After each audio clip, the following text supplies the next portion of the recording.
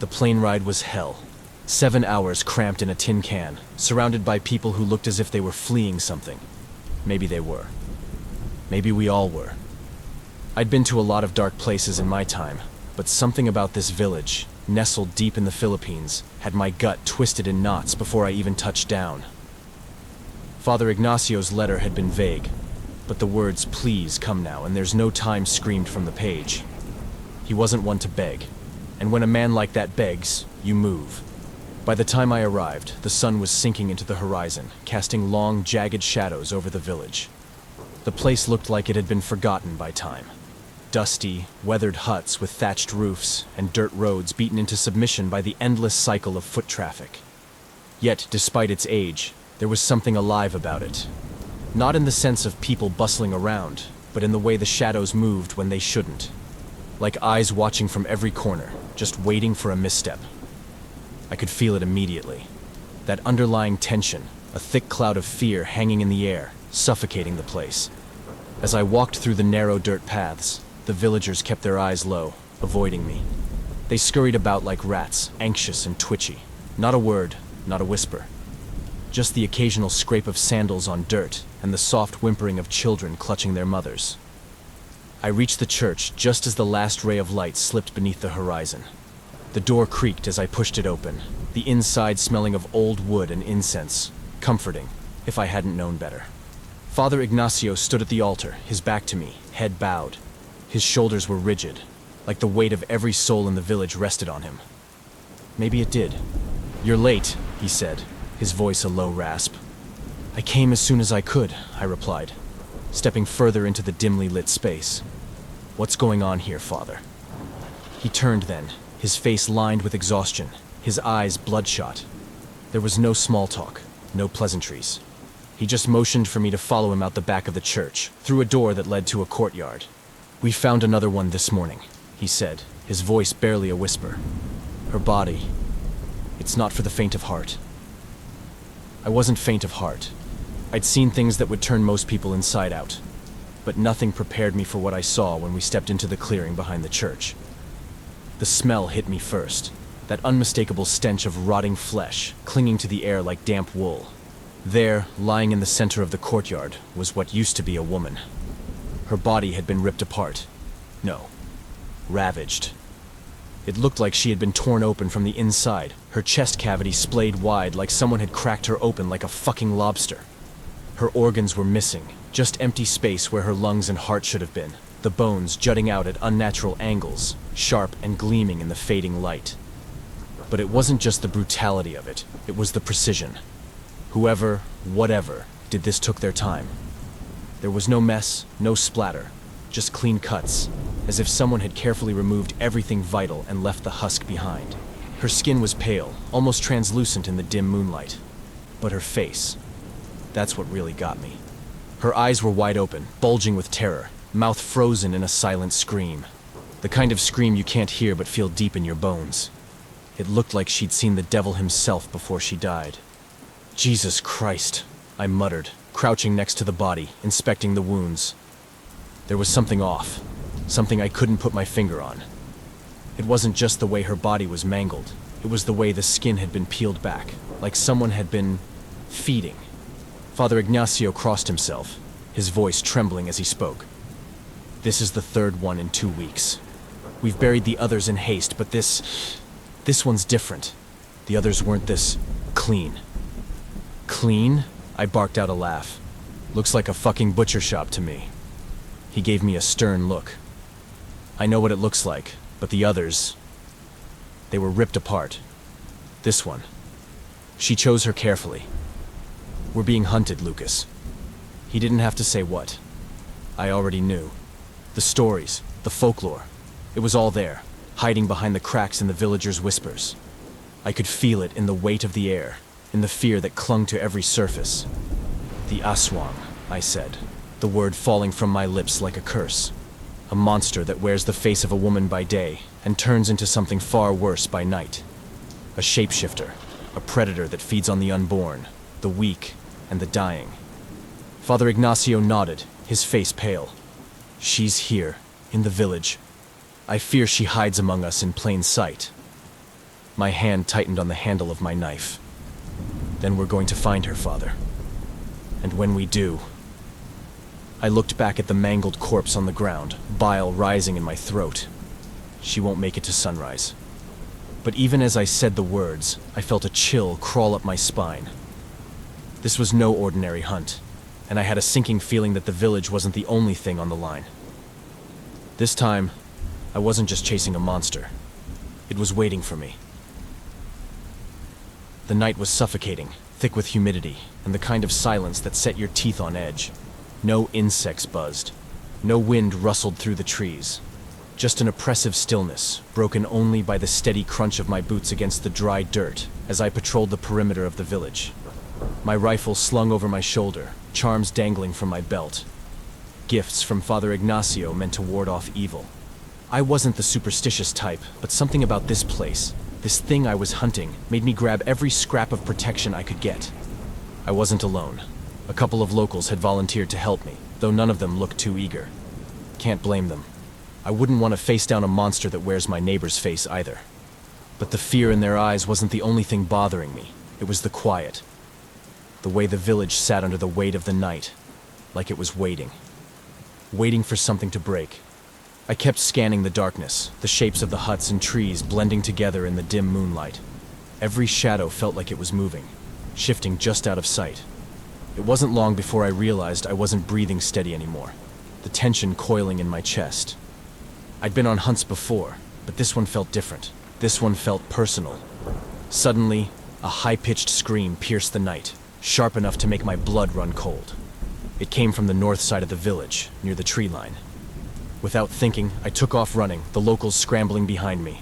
I could hear their breath coming in panicked bursts, but all I could focus on was the scream, a sound filled with a terror that clawed its way into your bones and settled there. When I reached the source of the sound, my heart sank. A young man, one of the villagers I'd seen earlier, stood frozen at the edge of the jungle, staring at something in the trees. His hands were shaking, white-knuckled around the machete he held. I followed his gaze, and there, perched on a branch not 20 feet away, was the Aswang. It wasn't human anymore, not even close. Its body was twisted, grotesque, half hidden in the darkness. But what I could see sent a jolt of raw terror through me. The creature's limbs were long, too long, stretched and gaunt like they'd been pulled apart and snapped back together wrong. Its skin, pale and slick with some kind of dark, oily sheen, clung to its bones like wet leather. And its face, Christ, its face, was stretched into a rictus grin, wide and unnatural, with rows of jagged teeth glinting in the moonlight. But what caught my attention most was its eyes, two gleaming orbs of pure malice, locked on me. I could feel its hunger, radiating off it like heat, a primal gnawing need that made my stomach turn.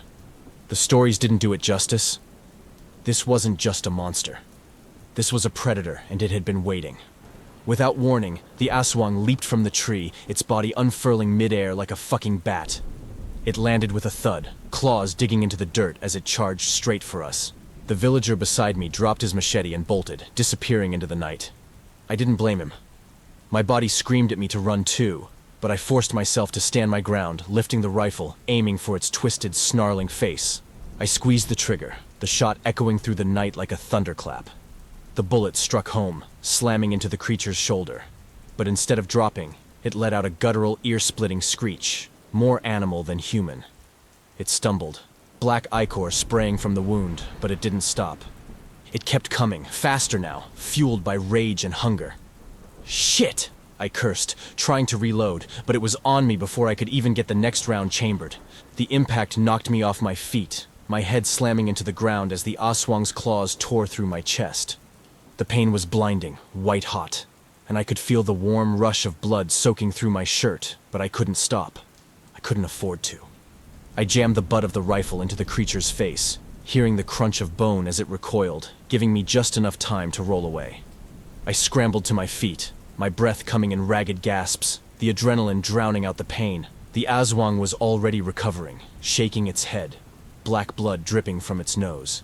It turned those hungry eyes back on me, and I knew if I didn't end this now, I wouldn't live to see the morning.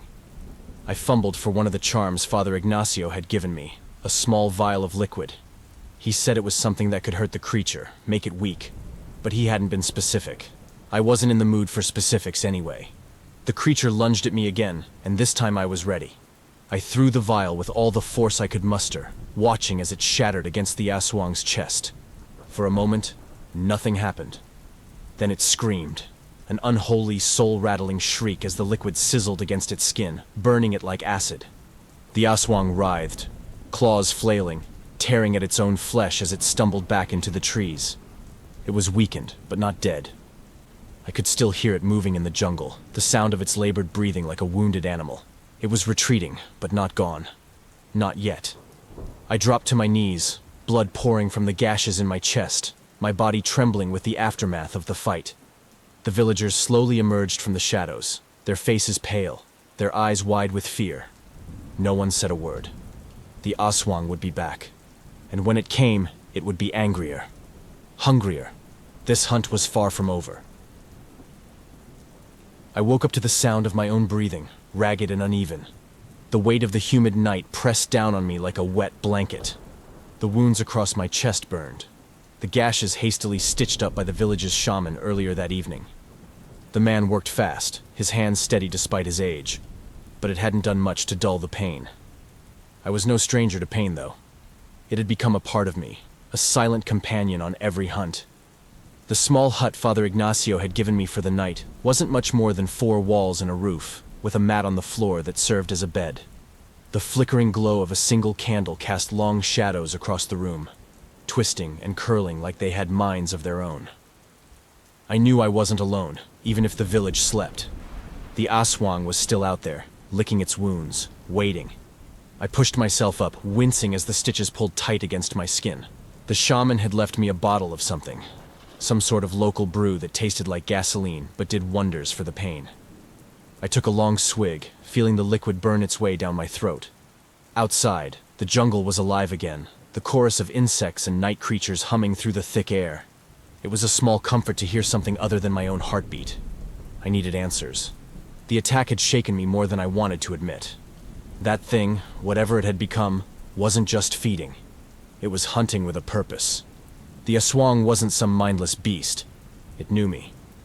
It had looked at me with a kind of intelligence I didn't expect, like it was weighing its next move. That's what led me back to the shaman. The old man's hut sat on the edge of the village, barely more than a shack built from wood and thatch, leaning precariously against the jungle's edge. The door creaked open as I approached, the familiar scent of burning herbs and dried leaves wafting out to greet me. Inside, the shaman sat cross-legged, his eyes closed, muttering to himself in a language I didn't recognize.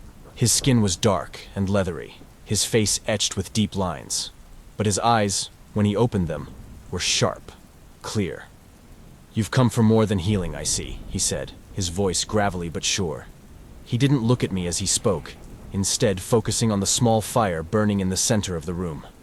"You seek to understand what hunts you." I nodded, stepping further into the dimly lit space. "This Aswang, it's different. It's not like the ones I've heard about before. It's smarter. Stronger." The shaman smiled, a thin, knowing smile. "Of course it is. You face not a mere creature, but a spirit twisted by rage and sorrow. She was once human, before the curse claimed her. Before betrayal turned her into what she is now. Human?" The word felt foreign on my tongue. "She used to be one of you?" He nodded slowly, eyes still fixed on the flames. "Her name was Lila. Many years ago, she was a woman of this village, kind, gentle, but she was betrayed. By the people she loved, by the man she trusted. It broke her. And in that brokenness, she sought revenge. The curse of the Aswang claimed her, twisting her soul until nothing remained of the woman she once was." I could feel the weight of his words settle over me like a heavy fog. This wasn't just a hunt anymore. It was personal. I wasn't just tracking a monster. I was hunting something born out of human suffering, a creature driven by the darkest parts of the soul. "How do I stop her?" I asked, my voice low. The shaman finally looked at me then, his eyes gleaming in the firelight. "You must face her where she is strongest, under the cover of night, in the place where the curse was born. But be warned, hunter. She is no longer bound by the rules of men. She can shift, she can hide, and she can strike when you least expect it. I clenched my jaw. This wasn't the first time I dealt with something like this, but every time it felt like walking into a loaded trap. And where is this place? Where was she cursed? The shaman's gaze turned toward the jungle, to the looming darkness just beyond the village's edge. Deep in the forest, where the old trees twist and knot together, where the air is thick with the stench of decay. Her lair is there, where the betrayal first took root. The thought of heading into the jungle, into her territory, made my skin crawl. But I didn't have a choice. If I was going to end this, I had to face her on her terms. There was no other way. Take this. The shaman reached into the folds of his robes, pulling out a small silver dagger, no longer than my forearm. The blade shimmered faintly in the firelight, etched with symbols I couldn't read. It is blessed. It will weaken her, slow her down, but it won't be enough to kill her. I took the dagger, feeling its cool weight in my hand. Then what will? The shaman's face darkened, his voice dropping to a whisper. You must bring her heart to the light. Expose it, and she will be vulnerable. But you will need more than just strength. You will need to be prepared to face the darkness inside her. And inside yourself. I didn't respond. I just nodded, turning to leave. The weight of his words hung heavy over me. A reminder that this wasn't just about killing a monster. It was about facing something deeper, something more primal. As I stepped out of the hut and into the night, the jungle seemed to beckon me, its darkness stretching out like a maw ready to swallow me whole. This wasn't going to be just another hunt. This was a reckoning. The jungle was alive with the sounds of death. Every step I took into the dense underbrush was met with the squelch of mud, the crackle of leaves, and the shrill cries of unseen animals. Or maybe something far worse. The air was thick, humid, and smelled like rot, a stench that seemed to cling to my skin as I pushed deeper into the darkness. My hand gripped the silver dagger the shaman had given me, its cold weight a reminder of the bloody task ahead. I didn't know if the damn thing would work, but it was the only real edge I had. The deeper I went, the more the jungle seemed to twist around me, branches curling like skeletal fingers reaching out to snag me, vines hanging low like nooses waiting to snap tight. The further I ventured, the more suffocating it became. Like the jungle was a living, breathing thing, swallowing me whole with each step. I could feel her, the Aswang, watching.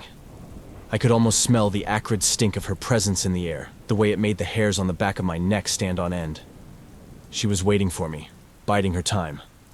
My heart pounded in my chest, a relentless drumbeat that matched the rhythm of the jungle, but I forced myself to move forward. Ahead, the trees parted, revealing a small clearing bathed in sickly moonlight. At the center stood an old, twisted tree, its gnarled roots jutting out of the ground like crooked bones. The earth beneath it was blackened and dead, as if nothing had dared grow there in years. And there, crouched in the shadows at the base of the tree, was the Aswang. I stopped dead in my tracks, my breath catching in my throat. She wasn't hiding this time. She wanted me to see her. Her body was even more grotesque than before, twisted and contorted in unnatural ways. Her skin hung loose in places, sagging and slick with blood and bile.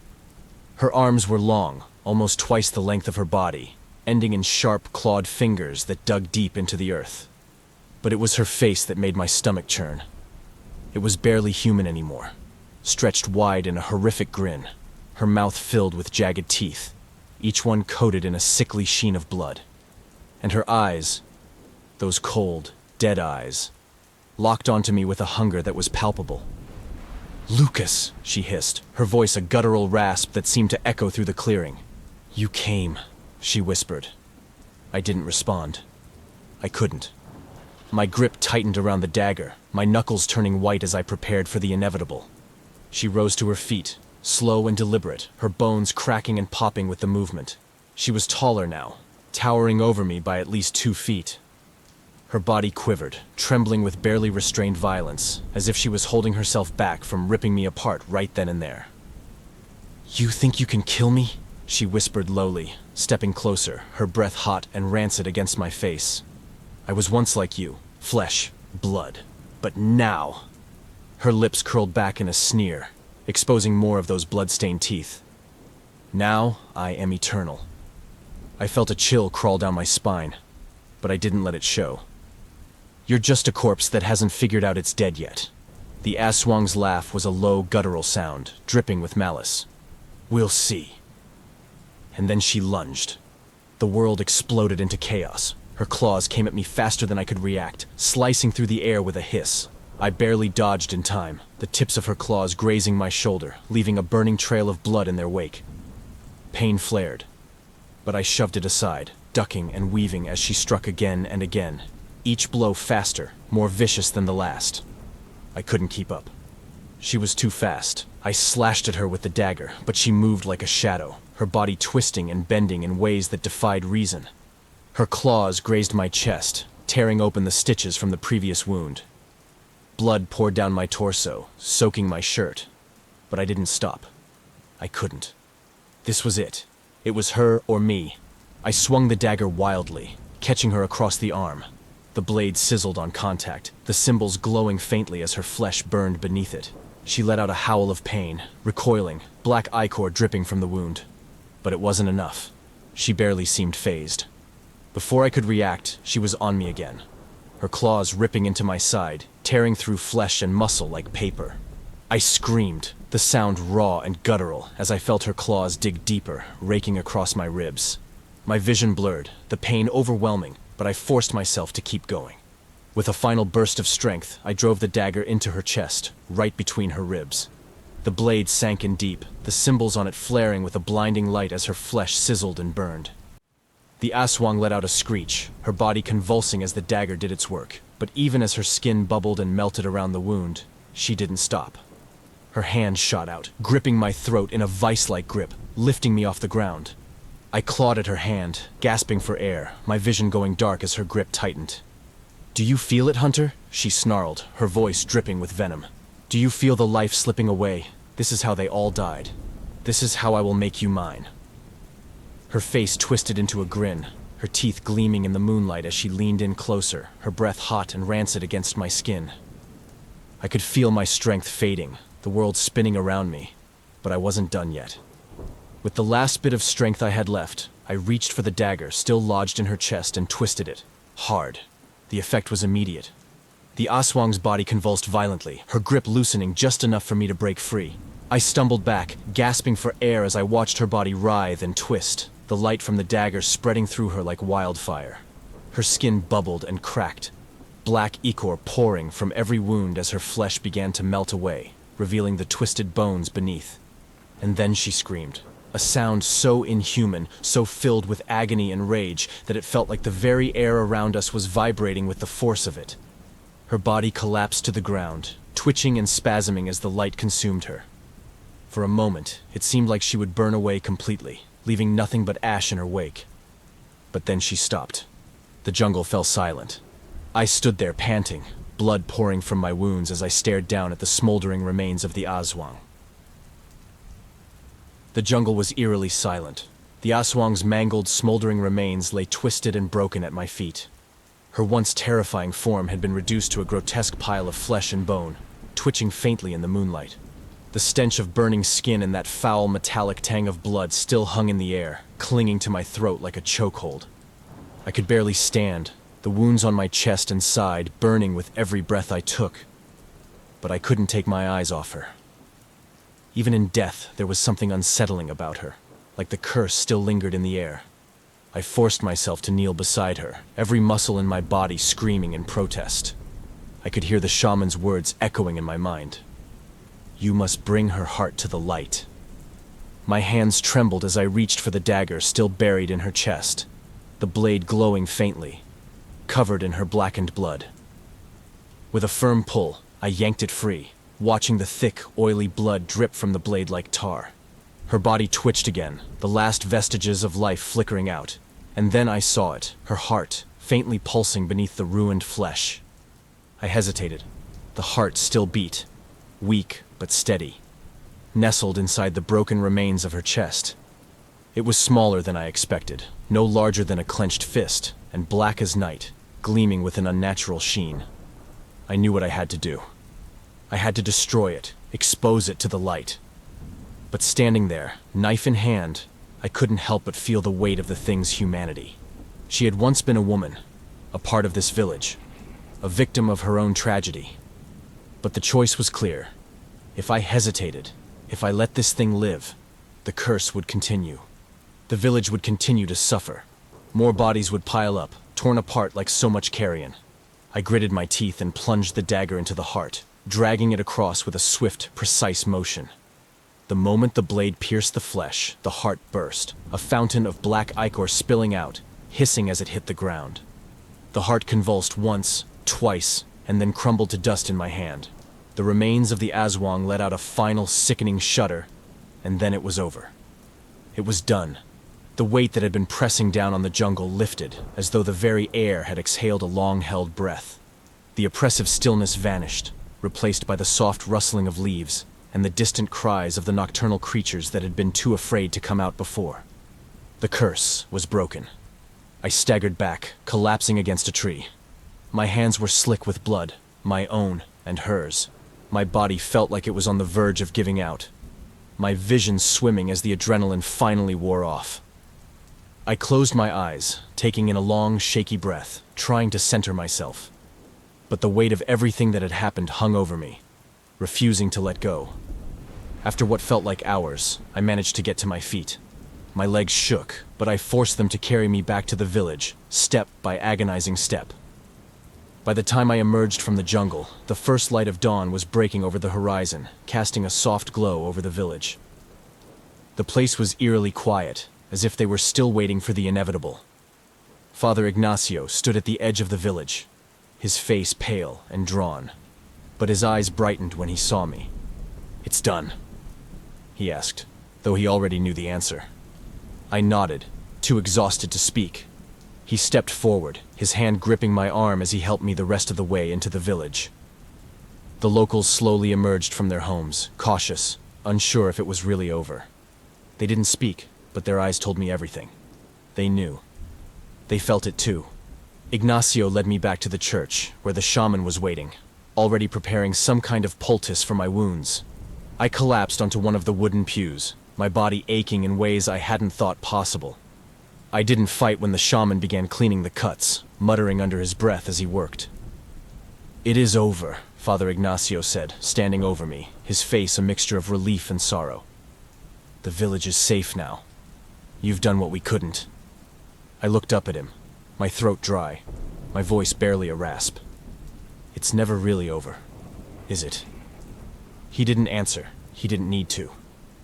The sun rose higher in the sky, bathing the village in warm light, but I couldn't shake the cold that had settled in my bones. The Aswang was dead.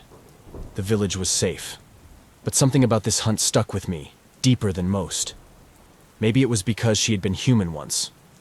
Or maybe it was because, for the first time in a long time, I'd felt the pull of death brushing too close to me. I would heal, eventually. The wounds would scar, and the village would move on.